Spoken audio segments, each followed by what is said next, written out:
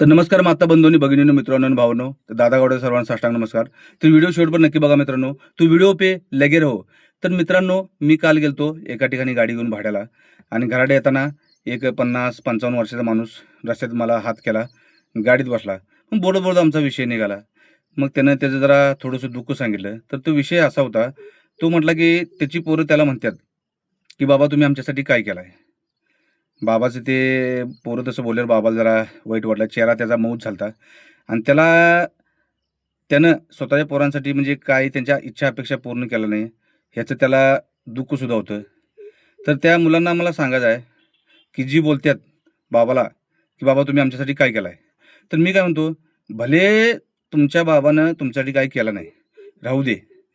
पण तुम्ही तर तुमच्या बाबासाठी काहीतरी करू शकता का नाही? अहो, त्यावेळी बाबा त्या एकाची परिस्थिती वेगळी होती. ते बाबा सांगाल तर त्यावेळी पगार कमी होता. कसं तर करून काम करून पोरासनी पोटाला घातलो, लहानाचं मोठं केलं. जे जमतंय त्याच्या हातनं ते केलं. मग आता भले तुमच्या इच्छा, अपेक्षा त्या बाबाच्या हातनं पूर्ण झाल्या नसतील, काही त्या अडचण असतील.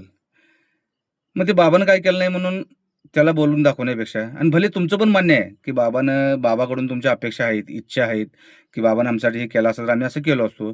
पण आता पूर्ण झालं नाही. पण पूर्ण झालं नाही म्हणून बाबाला बोलून उपयोग आहे काय? तुम्ही आमच्यासाठी काय केला म्हणून? तर तुम्ही असं म्हणा तुमच्या बाबाला, की "बाबा, तुम्ही आमच्यासाठी काही केलं नसलं तर चालतंय. पण आम्ही तुमच्यासाठी काहीतरी करून दाखवतो." असं म्हणा. चला आपण तिघंजण बी घरात भाऊ-तीन असले तर सगळेजण मिळून कष्ट करूया.